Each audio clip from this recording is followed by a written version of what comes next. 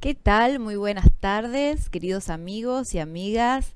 Aquí transmitiendo las 19 horas desde Santa Fe, la ciudad cordial, para toda la República Argentina, países amigos, a países limítrofes y de habla hispana. ¿Cómo están?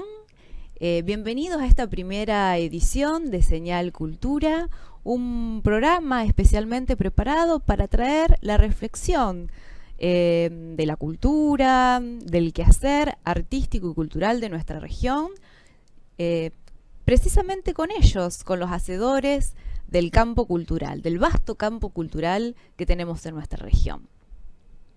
En primer lugar, agradecer a C5 Santa Fe, un canal de noticias, por apostar a un programa de estas características, en donde vamos precisamente a reflexionar sobre temáticas que tienen que ver con el quehacer cotidiano de la cultura.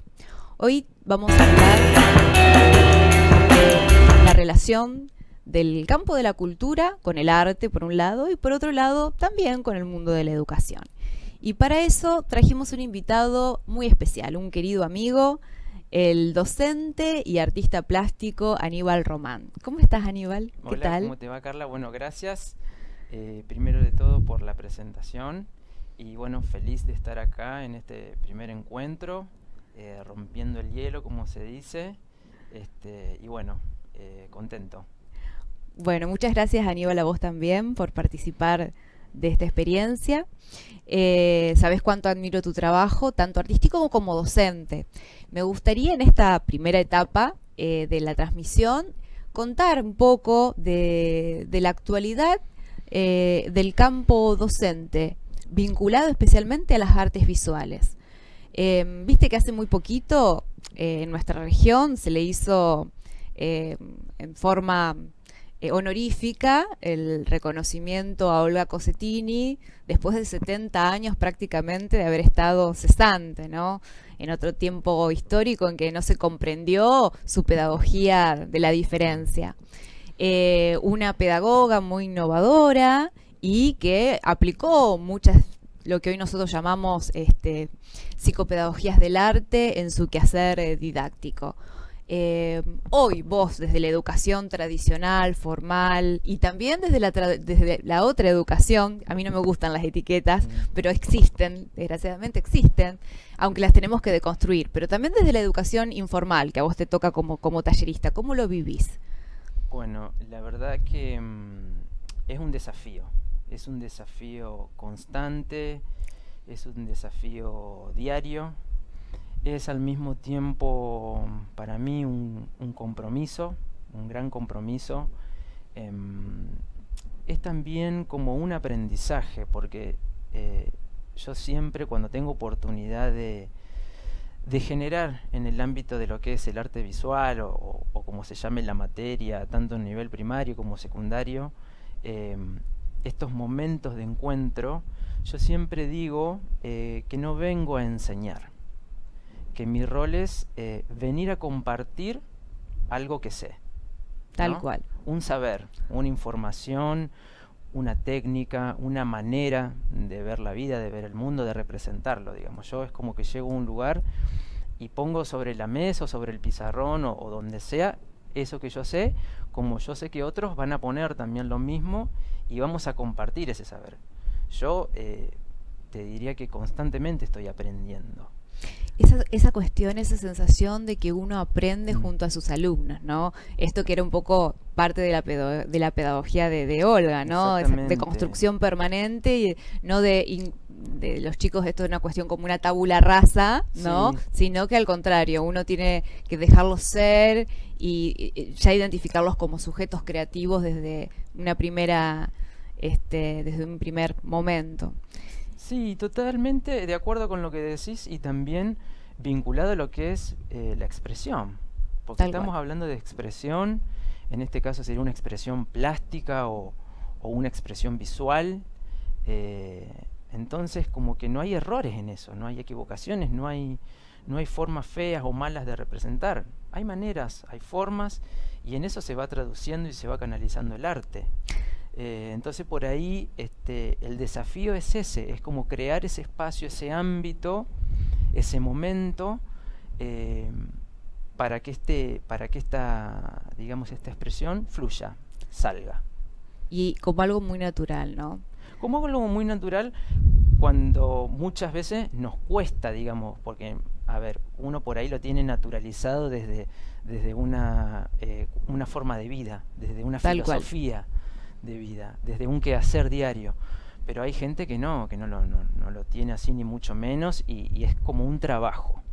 Es como un trabajo, pero que se puede realizar. Desde construcción interna, ¿no? Exactamente. A la que hay que invitar. Hacerle ver al otro que no es una cuestión de cumplir consignas, de realizar tales o cuales formas, de pintar con tal color determinado, sino que todo puede, que puede ser diferente, que puede haber una diversidad, que puede haber diferentes miradas. Y dentro de eso que haya un respeto, también una valoración. Bueno, estás dando palabras claves: respeto, diversidad, libertad. Lamentablemente estamos viviendo tiempos violentos en la Argentina, después de una crisis muy profunda a nivel económico. Están sucediendo hechos de violencia permanentemente: violencia familiar, violencia en la calle, violencia en el tránsito. No solamente acontecimiento horrible que pasó en Villa Gesell, que denota además odio de clases, sino hablamos de una sociedad que se está volviendo violenta. A mí me está doliendo tener que asumir que tal vez nos estemos enfrentando a un fenómeno cultural. Espero que no llegue a ser así, y que con nuestra tradición cultural los argentinos podamos empezar a sernos críticos y de tener un poco de pensamiento crítico respecto a este momento en el que estamos viviendo, ¿no? ¿Vos pensás que nosotros desde el campo de la cultura y en particular desde los ámbitos educativos podemos hacer una transformación al respecto? Sí, totalmente. Totalmente, y creo que es un trabajo conjunto. No creo que desde solamente un área o desde un sector social o desde el gobierno o desde la política de turno sea como la responsabilidad total. Acá hay una suma de varios factores, de muchas cuestiones culturales, sobre todo culturales, sociales, y creo también que tiene que ver con una cuestión de impunidad en muchas de estas situaciones que vivimos o que somos muchas veces testigos de pequeñas situaciones, inclusive en la vida diaria, en el trabajo, en donde vemos cosas que no corresponden, que son como pequeños momentos en donde uno puede actuar y uno puede hacer la diferencia. Tal cual, desde un gesto, desde decir, no, a ver, pero esto que está pasando, a ver. Dejemos de naturalizar, por ejemplo, la violencia. Exactamente, ¿no? y tomarnos ese momento. Por ahí cuando no podemos hacerlo en el momento, justo en la situación que está sucediendo, decir, bueno, tomarnos un momento después. Decir, ¿vieron lo que pasó hoy temprano? O yo lo tengo desde una mirada desde el aula, ¿no? Desde el aula. Pero decir, lo que pasó ayer, ¿vieron? O sea, no dejarlo pasar, no naturalizar, no hacer como que no pasó nada. Exactamente. Exactamente. Aún no sabiendo qué reacción puede despertar esto. Pero siempre hay que crear como un ámbito, me parece, de diálogo de estas cuestiones, de debate. ¿Y cómo, bueno, en las aulas, te pregunto, porque yo trabajo con chicos más grandes, pero vos desde el arte, que generás un clima muy especial, viste que las clases de arte son muy particulares, en especial con los más jóvenes o los más chicos, sí. Donde se desinhiben, donde a veces cuentan experiencias. ¿Te has tocado con que cuenten experiencias en la clase de arte, por ejemplo, con experiencias traumáticas a nivel de violencia familiar? Sí, sobre todo en escuelas o en ámbitos o en instituciones donde por ahí se le da como un valor muy importante al arte, tener estos momentos en donde hay una previa, hay una relajación, hay un momento hasta te diría que puede ayudar mucho un cambio de ámbito, de ir de una sala a otra, de ir de una sala al patio o a otro lugar que no sea donde están cotidianamente. Eso ya desestructura, ya la saca la persona, como pasa con los grandes también, ¿no? Y crear como, bueno, tirar por ahí un tópico, un disparador, un motivador, una imagen, una música, una palabra, un modo de ir vestido uno, cualquier elemento puede ser un cuento, un relato, eso puede ser la entrada o la puerta de entrada hacia un tema, digamos, en donde, bueno, la idea o lo más importante es la participación, Tal ¿no? cual. Es el aporte de cada uno, qué mirada tengo yo, me interesa, no me interesa, me gusta, qué puedo decir al respecto, qué es lo que entiendo, qué es lo que me causa. Y bueno, a partir de esa experiencia y después de las mismas motivaciones individuales que traen cada uno, que está bueno explorarlas, está bueno hablar con, con ellos, con ellas, digamos, sobre lo que sienten, sobre sus intereses, sobre qué les gustaría lograr.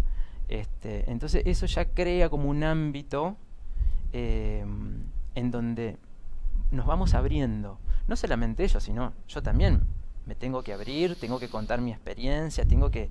Esto es un intercambio, si no, no sería justo y no serían las mismas reglas igualitarias para todos. Bueno, tenés un rol como docente muy, muy implicado y muy Exactamente. contemporáneo, ¿no? A ver, si uno... Hoy en la actualidad, ¿no? Hablo, la mayoría de los colegas, en las escuelas, en los ministerios, ¿comparten esta visión de la educación o es todavía un trabajo que hay que seguir haciendo puertas adentro también? No, es muy heterogénea la cuestión, es muy heterogénea. Si bien podemos tener o tuvimos experiencias de una gestión, ¿no? Con ciertos parámetros, con ciertos lineamientos, después la realidad de cada escuela es bien diferente. Es un mundo, ¿no? Es un mundo y es una conjunción de diferentes personas, de diferentes pensamientos, de diferentes historias, de diferentes miradas hacia los chicos, hacia los estudiantes, de diferentes miradas hacia la educación. Es increíble porque muchas veces de estas cosas no hablamos en la escuela. No, lo hablamos, y vos sabés que cuando todo el mundo, después de estos hechos de violencia, dicen, bueno, el problema es la educación. Exacto. Tenemos que empezar con la educación, ¿no? Y volvemos a ese viejo discursito, la educación empieza en casa. Bueno, pero ¿qué pasa además de casa? Exacto. ¿En dónde están nuestras escuelas? ¿En dónde está nuestro sistema educativo? ¿En dónde están parados nuestros docentes? Ser docente, evidentemente, en todas las épocas ha sido duro y desafiante. Y yo ¿no? creo que sí, porque, o sea, cuando se habla de educación o se malentiende la educación y se pone el foco en la escuela o en el docente, y bueno, pero la educación es mucho más amplia, mucho más profunda. Empieza en el barrio, en el club de mi barrio, en el kiosquero, en el que vende verduras, en el que tiene un comercio, en mis abuelos, en mis padres, en todo un cúmulo de cosas. Me parece que no... mirar o tener una mirada unidimensional sobre el tema es como muy lineal, muy sesgado. Tal cual, incluso la educación, como la cultura, es una construcción social. Exactamente. La construimos todos los días. Yo creo que en esto coincidimos, en la mirada. Se construye, se deconstruye. Tomarlo como absolutos no tiene mucho sentido en estos momentos. Creo que tenemos que empezar a mirarnos para adentro cuando decimos estas cosas y empezar a analizar esos fenómenos culturales que también son fenómenos sociales y ver qué hay en esas capas intermedias. Yo creo que es como el desafío de los ciudadanos de hoy en día. Tal ya cual. Como que trasciende lo que sería el ámbito de la educación o de la cultura o desde el ámbito de donde se mire. Es una mirada humanística la que tenemos que tener. Más allá de la tarea, la profesión o desde el lugar donde estemos. La idea es que uno le haga ver al otro que cada acción, cada reacción tiene un impacto en la vida, no solamente en la propia, sino en la del otro, ¿no? Entonces, bueno, ¿cómo empezamos a pensar una vida más sana de aquí al futuro, una vida para las generaciones que vienen, una vida para nosotros mismos, porque nuestra vida en la infancia cambió en la adolescencia, como está cambiando en la juventud y hacia nuestra madurez, y seguramente cuando seamos ancianos va a ser diametralmente otro opuesto. mundo. Claro, Tal y hay que cual. estar preparado, hay que tener la cabeza abierta, me parece. Por ahí hay cosas de esta evolución que no nos gustan, que nos hacen ruido, que nos interpelan, que nos interpelan. nos sacan cosas feas, pero ¿por qué nos sacan en todo caso? Preguntémonos, ¿qué es lo que me genera tanto enojo, tanta intolerancia? Si yo después no quiero ver intolerancia en la sociedad. En la sociedad, Entonces, exactamente. Cuando hablamos de esta palabrita, ¿no? La alternancia, ¿no? que yo siempre la digo, bueno, entender los alter egos, ¿no? Compartir con el ego ajeno, es decir, no mi ego, el otro ego, los otros egos, ¿no? Como un juego de egos, de choques de egos, ¿no? Porque es muy lindo decir palabras como de construcción, alternancia, alteridad, más que nada, alteridad, la palabrita alteridad que tiene mucho que ver con esto del alter ego, y bueno, es muy lindo usar el vocabulario posmoderno, pero otra cosa es realmente de construirlo en el día a día, ¿no? Exactamente, puede haber todo un juego de palabras y bueno, el lenguaje va cambiando, va evolucionando, lo estamos viendo hoy en día, pero más... Ay, perdón, se me cayó el... No, está bien, son las cosas del en vivo. Más allá de eso, me parece que es importante no perder el foco en el concepto, en lo que queremos decir. Tal cual. O en la finalidad de lo que queremos lograr. Después las palabras, bueno, las modas, las tendencias, así como en el arte o en la cultura, también lo vemos en el lenguaje, no sé, un montón de cosas. ¿Cómo te llevas con este tema del lenguaje inclusivo en las aulas? Mira, ¿cómo lo vivenciás? En lo personal, si querés contarme, sí. Y cómo lo vivenciás en el aula. Vamos en el aula, después si querés hablamos en lo personal en el segundo bloque. No, lo vivo bien, lo vivo con mucha curiosidad, hasta me divierto, te podría decir, sí. Me causa diversión, me genera como mucha simpatía cuando la gente se pone como muy intolerante hacia ciertas palabras, a ciertas formas de hablar. Yo digo, bueno, si hace ruido esto, tanto ruido, si hay algo que hay. Algo ahí es como en el psicoanálisis, ¿no? Si duele hay que seguir escarbando la cascarita, ¿no? Esto que genera, ¿por qué genera lo que genera? Tal cual. Entonces ahí yo creo que ahí hay algo para por lo menos interesarse, leer y por ahí dejarlo fluir, qué sé yo, creo que pasó en todas las épocas esto del lenguaje. Nosotros hemos escuchado a nuestros padres, nuestros abuelos hablar de cierta manera que nos parecía súper graciosa y nos reíamos, o los santafesinos nos reíamos de cómo hablaban los entrerrianos o los cordobeses, y se nos ríen a nosotros porque a veces nos tragamos las heces y teníamos palabras como que muy de nuestra cultura. Entonces, sí, yo veo que hay una generación muy joven que ya incluso lo ha naturalizado y lo utiliza, y otra generación que ya lo utiliza como una cuestión de un compromiso mucho más político, ¿no? Sí.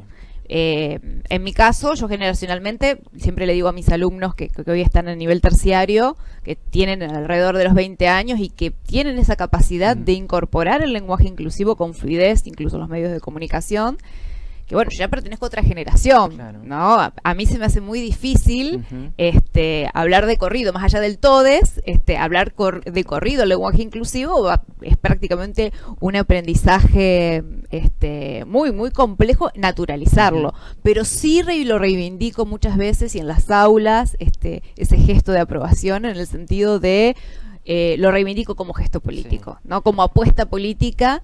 Y he tenido experiencias didácticas muy interesantes de jóvenes que incluso me han escrito trabajos finales, al forma de un trabajo final o una pequeña tesina, completamente en lenguaje inclusivo. Entonces, bueno, vos estás habiendo ahí una revolución realmente, no solamente a nivel del lenguaje, sino a nivel de una postura existencial o de lucha. Exactamente, yo creo que hay una cuestión política, como vos dijiste, hay una cuestión social, hay algo de fondo que tiene que ver con la diversidad y la tolerancia, y después me parece que hay datos como que son innegables. En los círculos académicos ya está aceptado exámenes finales, tesinas, exposiciones, ponencias, y estamos hablando de universidades nacionales en nuestro país. Sí. Hay fallos judiciales escritos con lenguaje inclusivo. Digo, es un dato, entonces puedo estar o no de acuerdo con algo, puedo o no usarlo, si no quiero, no es obligatorio. Inclusive hay instructivos para el uso del lenguaje inclusivo. Lo que no puedo hacer es negarlo.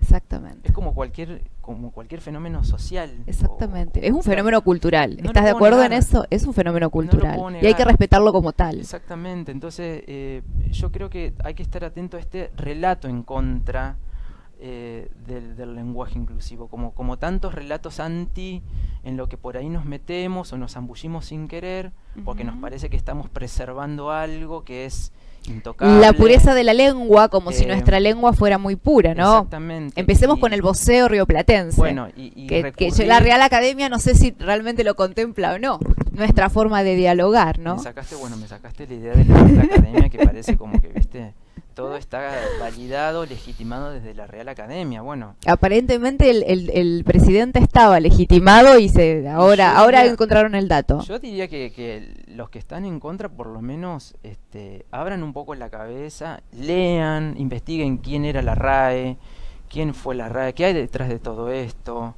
y no nos dejemos distraer por los relatos de intolerancia. Tal cual. Porque son distractivos y son muy eficientes. Muy bien, y en ese mundo que hablamos de los relatos, ¿qué rol ocupa hoy en los medios las famosas fake news, ¿no? Las noticias falsas. ¿Cómo trabajar en las aulas ese tema de las noticias falsas? En el aula es como una... Porque básicamente, y hoy que estamos en un medio digital, se propagan en las redes, ¿no? Sí. Así como nosotros hoy estamos llegando a un auditorio mucho más amplio de nuestra región, a través de las redes, también estas falsas noticias se propagan en las redes, que es otra forma de lectura que tienen las jóvenes generaciones. Sí. ¿Cómo estar atentos a eso, no? Y bueno, yo creo que es un trabajo constante, y sobre todo en nivel secundario, también bueno en primario, cuando trabajamos mucho con las TICs, con las tecnologías de la información y de la comunicación. Un dato clave es siempre saber dónde yo investigo, dónde saco la información. ¿Cuál es la fuente? Muchos periodistas deberían revisar las fuentes hoy en día, ¿no? Es muy fácil buscar en internet, googlear como hacemos, y bajar, descargar, compartir.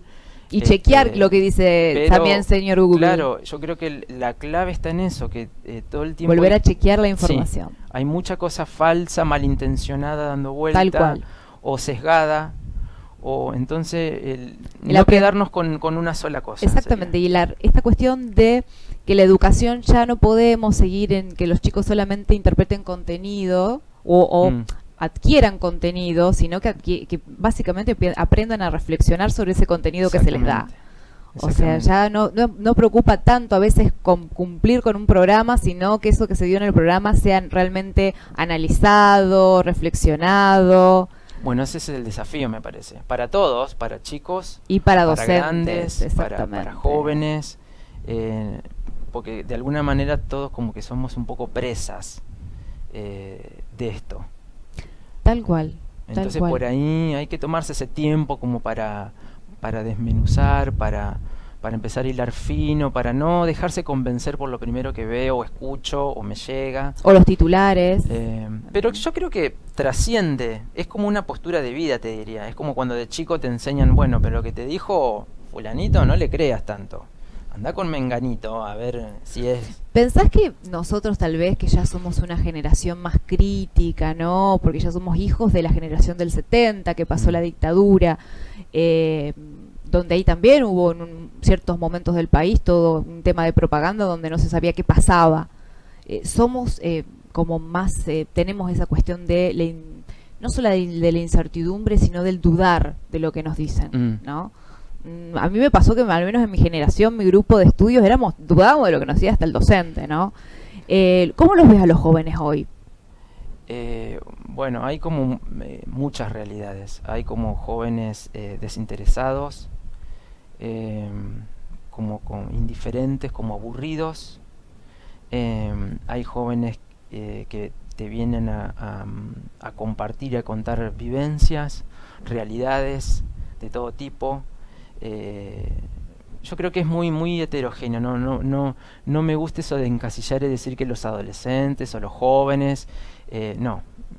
Y te diría que he trabajado en diversos tipos de escuelas, de diferentes contextos, y en cada lugar encontrás cosas lindas y cosas feas, como en cualquier lado sería. O sea, no, todo tiene un porqué. En todo caso, habría que ver por qué se comportan así, por qué actúan de esa manera, qué los lleva, cuál es su realidad.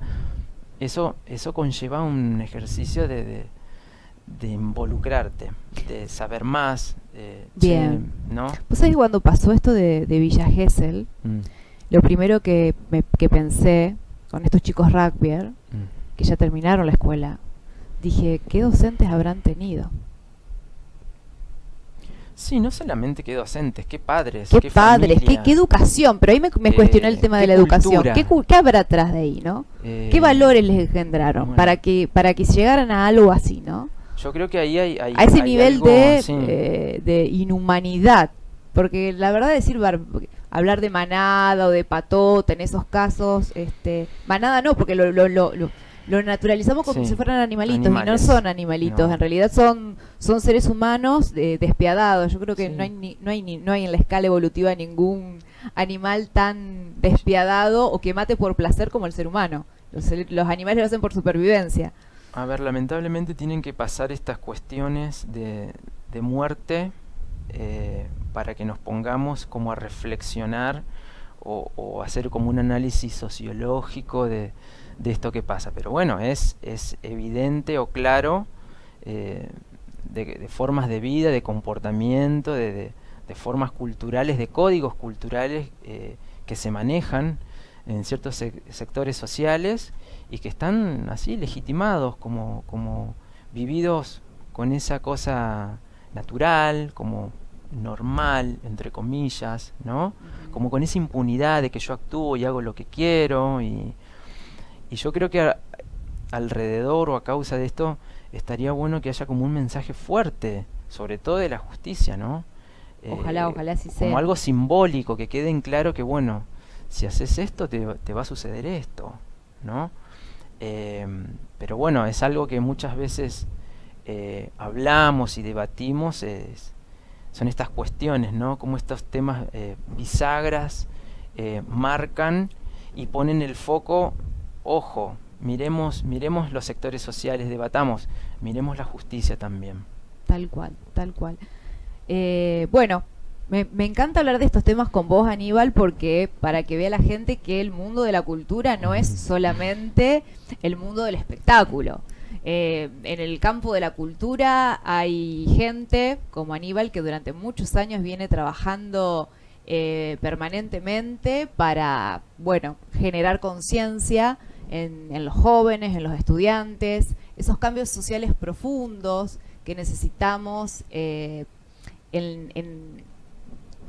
la educación, y que, bueno, muchas veces es silencioso y no es escuchado. Un poco el desafío que nos proponemos desde acá, Aníbal, como te comentaba antes de arrancar, enseñar cultura, es visibilizar esta cuestión de que en el campo de la cultura no todo se reduce al espectáculo. Sí. Es un campo muy amplio, donde hay muchos hacedores del campo de la cultura y muchos trabajadores del campo de la cultura que de una forma a veces muy invisibilizada tejen, son los que hacen ese tejido cultural sobre el cual después se construye gran parte de nuestra historia, ¿no? Sí, de nuestra historia del arte, de nuestra historia cultural, de nuestra historia de las letras, de la riqueza cultural que tiene nuestro país. Coincido y bueno, siempre nosotros los que trabajamos en el ámbito de la enseñanza o de la cultura, bueno, tenemos como esta visión, esta manera como de entablar o de poner sobre la mesa estos temas que cruzan, ¿no? Que tienen que ver con nuestro quehacer, nuestro trabajo y siempre lo ponemos en debate, siempre hablamos de estas cosas. Que son transversales, como nosotros decimos. Totalmente. Bueno, ¿me acompañás junto al señor director? Nos vamos a ir a una pausa y después, en un ratito, seguimos con más Señal Cultura y ya vamos a entrar a hablar de la obra de nuestro querido invitado. De aluminio Alumsur. Encontrás modelos estándar o a medidas, presupuestos sin cargo. Comunicate al 342-470. Bueno, queridos amigos, amigas, hemos vuelto después de esta tanda con nuestro querido amigo e invitado, el profesor Aníbal Román. Bueno, Aníbal, ¿qué te parece ahora si hablamos del tema ya que nos toca existencialmente y como decisión de vida, que tiene que ver con las artes plásticas, Por el supuesto, arte? Sí, me encanta. Contame, a ver, ¿cómo fue tu incursión en el arte? ¿Cómo fue tu experiencia de decidir esto de, bueno, voy a ser artista plástico, además de docente de plástica? Y fue medio al azar, te diría, no fue como muy pensado. En realidad, bueno, al estudiar en la escuela de arte, en la escuela provincial en Mantovani, fue como una segunda carrera. Yo primero había estudiado diseño gráfico porque, digamos, me interesaba el arte, pero desde otra óptica, no veía esto de hacer arte para vivir. Exacto. No me visualizaba a los 18, 19 años, ¿no? Entonces me inicié en la carrera de diseño gráfico, y a medida que fui cursando la carrera me fui dando cuenta que a mí me gustaba más la parte artística, visual, que la parte, digamos, digital, por así decirlo. Así que bueno, recuerdo que en ese momento, bueno, mis padres me dijeron, bueno, terminé la carrera de diseño y luego de claro, eso, el mandato. ¿Cómo, claro. ¿Cómo tomaron tus padres este tema del mandato? No, muy bien, bien. muy bien, sí, la verdad que ¿Y al final terminaste diseño? Sí, terminé sí, diseño, sí. Me recibí y a continuación empecé de lleno la carrera de artes visuales, y ahí como que me fui encontrando. No, pero te iba a decir que mis padres, mi familia siempre fue como muy abierta, muy comprensiva, muy compañeros de mí, de mis hermanos, y siempre dándonos la libertad de que elijamos y pensemos en lo que nos hacía felices o en lo que queríamos estudiar. Y esta cuestión, ¿no?, de la vocación, tanto en el dibujo sobre todo, Sí. porque creo que la gráfica también tenía que ver con eso, ¿no? Vos tenés una especialización en dibujo y pintura. Exacto.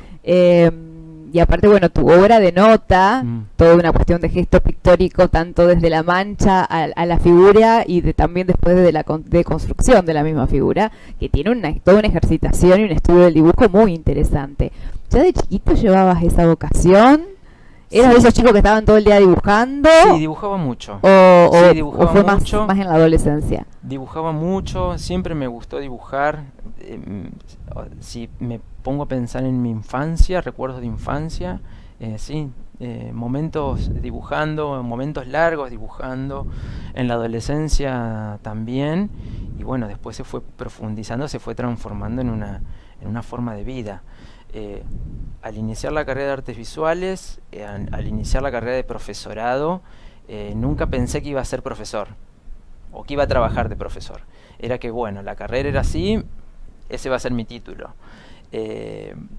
Y me pasó que apenas me recibí, empecé a trabajar al toque de profe.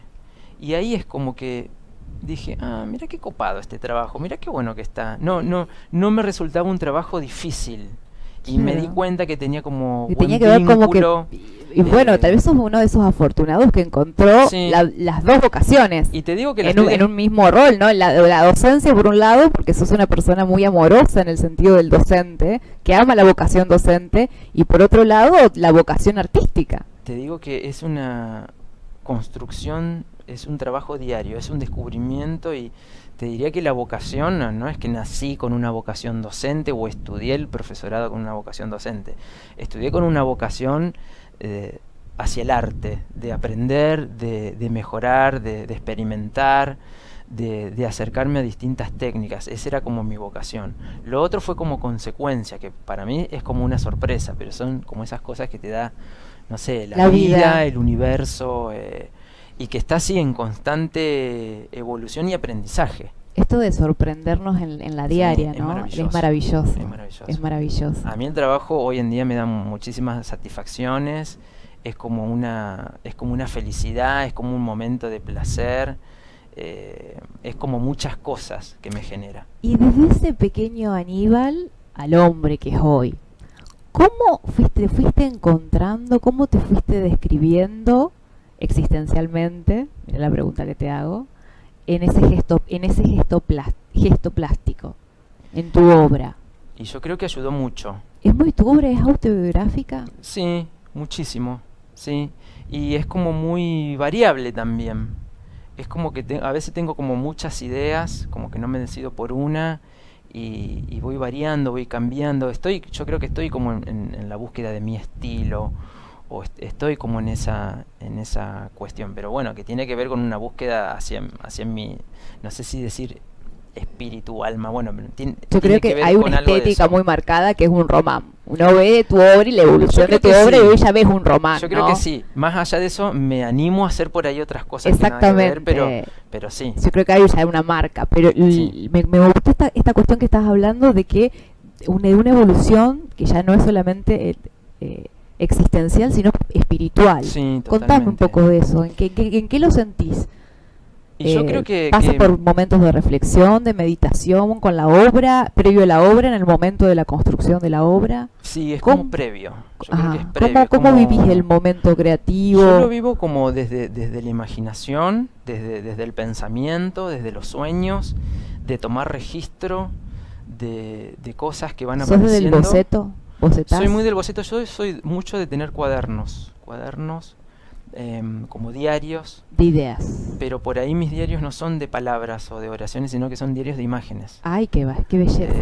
Claro, y bueno, y a medida que van surgiendo, que vienen a la cabeza, o que me impactan, porque puede ser un impacto de algo que veo en la calle, Ujú. ¿Sí? o algo que me muestran, o algo que encuentro, a partir de eso voy recolectando como esas imágenes, ¿no? Y después, cuando tengo la necesidad de empezar una obra, recurro a esos cuadernos. Ahí estábamos viendo en Em. imágenes, esa fue de las primeras obras que yo amo tuya, que tiene mucho que ver con... Es más, tengo esos romans, Sí. soy una de las dueñas de uno de esos romans. Me acuerdo de este periodo donde vos trabajabas desde la mancha, ¿no? Sí. De la deconstrucción. Sí, esa parte trabajé mucho el blanco y el negro. Me Sí, encantaba ese bellísima, contraste. Bellísima. Me Y bueno, encantaba esa ya textura. ahora lo que es la cuestión más contemporánea, Sí. ¿no? Esto es más actual. que estoy esa como- cuestión de los ojos. ¿Por qué el tema de la mirada de los ojos? Sí. Mira, Me sí, encanta. esto es arte objeto, arte encanta. textil, Me encanta obra de como- autor llevada en la piel. Desde Bellísima. el ojo, desde lo estético y desde lo simbólico. Siempre me gustó. Yo me acuerdo de ser chico, adolescente y dibujar ojos. Ajá. Mi hermana, ser pequeña y le maquillaba los ojos. ¿El Siempre tema de la tuve- mirada Sí, te siempre. cautivó siempre? Siempre. Para mí es bueno. No quiero recurrir a lo obvio que es como la ventana del alma, ¿no? Pero es como un gran transmisor de emociones. Puede transmitir tanto emociones reprimidas como emociones que Sí, que hay salen- parte de tu obra que salen. no está acá, pero me acuerdo, es una obra que hiciste, ¿te acordás en una muestra en Esperanza no hace mucho? Ujú. Que incluso vos usaste materiales reciclados, Sí. como cartón, materiales Sí. que tal vez no, en la historia de la plástica no se te reconocen como tan nobles, ¿no? Exactamente. Hoy los usaríamos como materiales de descarte o de reciclaje, y era hasta obsesivo el tema de los ojos. Sí, sí, exactamente. Bueno, el tema de los ojos es constante en mí, es como una fuente inagotable de ideas. Me encanta, me encanta. Veo que tiene como mucha llegada, mucho impacto, como que gusta también, me lo piden mucho. Y en cuanto a los materiales, empezó como un desafío también acerca de esto que es el medio ambiente, ¿no? Que me parece como otra cosa muy importante. Hoy hablábamos de diversidad, ¿no? Sí, tal cual. Como un eje, como un tema preponderante. Yo creo que bueno, el otro gran tema es el medio ambiente. ¿Lo vivencias como artista en la elección de tus materiales, este Sí, compromiso con el medio totalmente. ambiente, cuando decís voy a trabajar con materiales reciclados? Sí, porque empezó como justamente con eso, o sea, ¿por qué comprar material para armar una pintura o para hacer un dibujo si tengo material alrededor mío que muchas veces tiro, que considero basura? Y bueno, empezó este juego, esta experimentación, y después ya se convirtió en algo, digamos, propio. Ya lo tengo como propio, digamos, en al un sello, cartón. ¿no? Y Hay me obras en encanta. cartón que son una belleza. Me encanta y me gusta como Y que uno jugar. no puede creer que es cartón. Es increíble la plasticidad que tiene el material, Exactamente. la nobleza, esto de ser accesible, de que se puede encontrar en cualquier lado. Y me parece que también tiene como este mensaje, ¿no? esto que hablamos de cuidar el medio ambiente, de reciclar, de reutilizar, de que como algo que tiramos lo podemos transformar en un objeto bello. En tu última muestra había móviles, ¿no? En también. cartón, era una cuestión de objeto, o hasta de objeto escultórico, pictórico, lúdico, sí, en el espacio.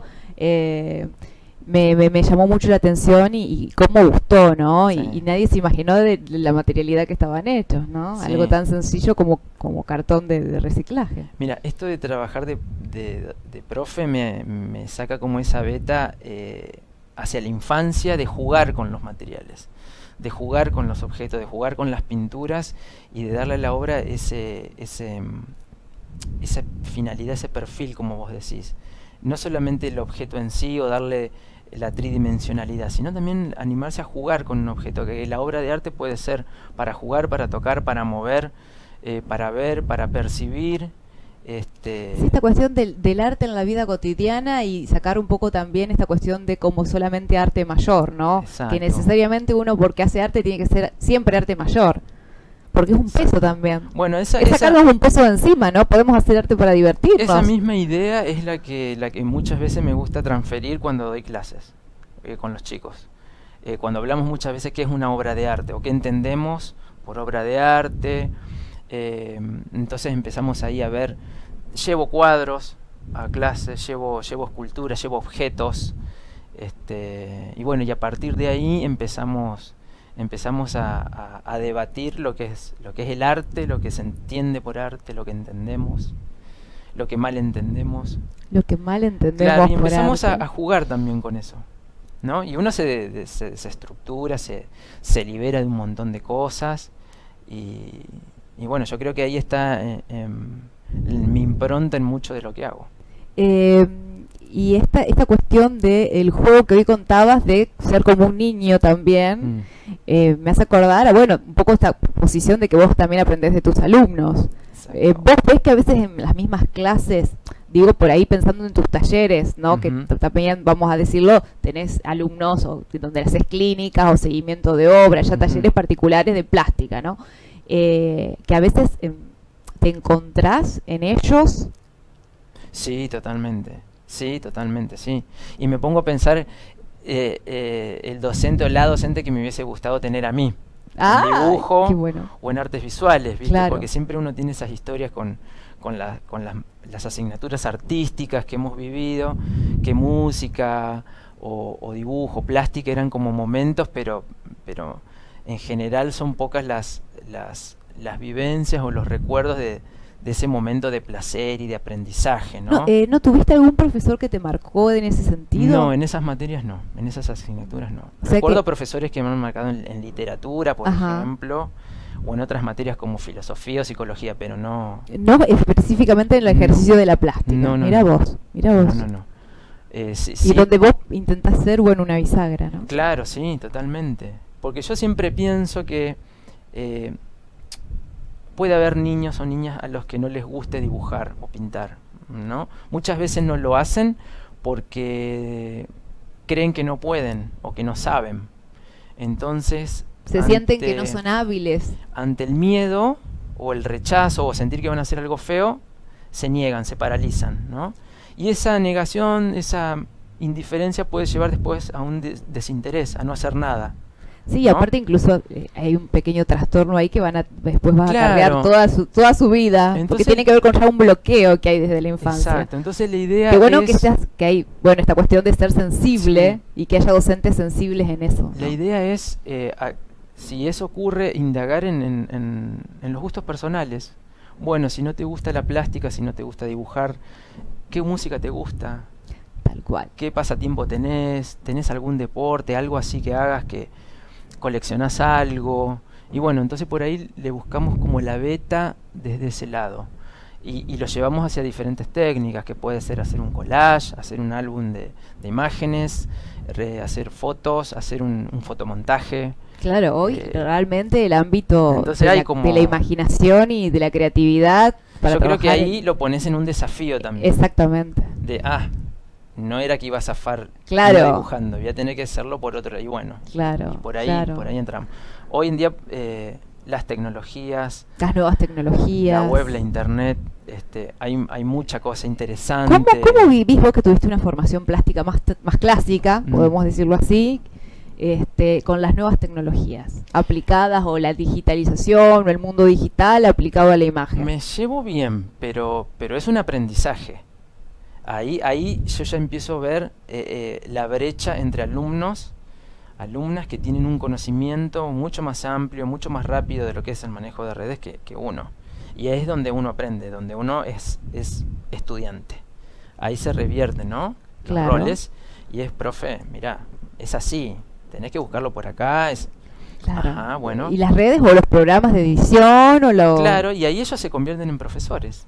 Claro. Y ellos lo explican a la clase y yo soy uno más. Ellos ya son nativos digitales. Exactamente. Y bueno, y ahí es donde compartimos el saber que yo digo, ¿no? Es genial. Entonces Pero tenemos qué bueno que lo vivas así, y no lo vivas como una frustración generacional, sino que lo potencies, ¿no? No, tenemos que romper esa simetría, me parece, entre profesor y alumno. O sea, hay pautas que están claras, que uno se encarga de dejar en claro, porque a la escuela venimos, ¿no? A aprender, a enseñar, a compartir. Pero después tiene que haber, como me parece, un juego o una libertad. Es como el que da música, teatro, danza. Tenemos que crear como ese espacio. Ámbito ese espacio de libertad de reflexión. Exacto. Y de pensamiento crítico. Exacto, porque después nos trae muchas satisfacciones después, posteriormente.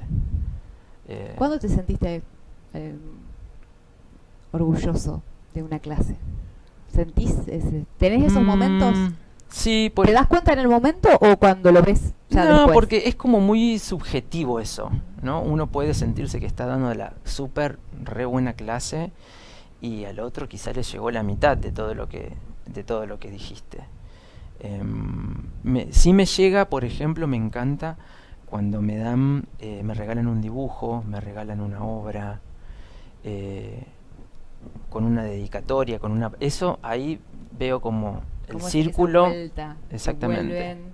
Y exactamente. esa cuestión de enriquecimiento mutuo. Los estudiantes ya son egresados y después se convierten en amigos, en compañeros, en encuentros, en ese tipo de experiencias. ¿Y hoy en qué momento estás de tu labor plástica y hacia dónde vas? ¿Hacia dónde sentís que vas? Bueno, feliz porque trabajando mucho, trabajando a nivel primario, trabajando a nivel secundario, trabajando en una escuela pública, trabajando en una escuela privada. O sea que ese desafío, esa variante, ese cambio, esa cosa me gusta. Me rompe como la rutina, me da como mucha diversidad, mucha sorpresa diaria. No me puedo quedar tranquilo, no me puedo quedar como confiado, tengo que estar ahí como expectante. Y bueno, y ahora arrancando con este nuevo desafío en el colegio, que vamos a estar dando clases. ¿En dónde? En el Colegio de Funcionarios Públicos Jerarquizados. Bien. En la ciudad de Santa Fe, en calle Cruz Roja Argentina y Corrientes. ¿Y ahí empezás talleres nuevos? Y ahí vamos a empezar talleres nuevos, los martes por la tarde, después de las 4 de la tarde. La idea es hacer un taller para todas las edades, para todo tipo de público, que tenga conocimiento o no previo. Y bueno, vamos a arrancar ahí dando unas clases de dibujo, de pintura básico. Y para los que quieran algún seguimiento de obra, también te van a encontrar ahí. Y para aquellos que ya tengan un conocimiento previo o quieran afinar alguna técnica o experimentar o alguna cosa que nos salga, bueno, hacemos como un acompañamiento ahí. Bien, Aníbal. Y la última, porque ya voló el tiempo. ¿Te sentiste cómodo? Sí, súper. Bueno, un placer tenerte acá. ¿Y cómo ves hoy el arte en nuestra región, en Santa Fe y alrededores? ¿Y cómo ves que se proyecta a nivel nacional o regional? Bueno, yo creo que hay mucho por hacer. Hay mucho por hacer, hay mucho por difundir. Yo creo que las redes tienen un rol súper importante en esto. Esto que estamos haciendo me parece maravilloso. Me parece una usina de conocimiento, de difusión. Yo creo que hay que aprovechar estas cosas, valorarlas, difundirlas, y desde el lugar que tiene cada uno, nosotros, desde lo que hacemos, desde nuestro quehacer, desde la escuela, desde la enseñanza, desde el barrio, desde las instituciones, ¿no? Hay mucho de autogestión en esto, hay mucho de trabajo pulmón, hay mucho de sacrificio, de poner muchas cosas, digamos, pero me parece que no hay otra forma. En esto se nos va la vida, en No definitiva. hay otra manera, me Amamos parece. lo que hacemos. Es un compromiso. Es un compromiso Es un existencial. compromiso. Un placer haberte tenido en esta primera edición de Señal Cultura, Aníbal. No podía ser de otra manera. Un gran hermano de la vida, un gran compañero de lucha en el campo del arte, uno de los responsables de que como artista plástica yo haya empezado a pintar también, vale la pena decirlo. Y bueno, un gusto, realmente un placer tenerte en esta primera edición. Y bueno, como ustedes gracias. vieron, Gracias. todo para construir de acá a futuro. Uno de los grandes valores que tiene la plástica santafesina, de Santa Fe, para toda la República Argentina y los países alrededor. Hasta la semana que viene para una nueva edición de Señal Cultura. Los esperamos.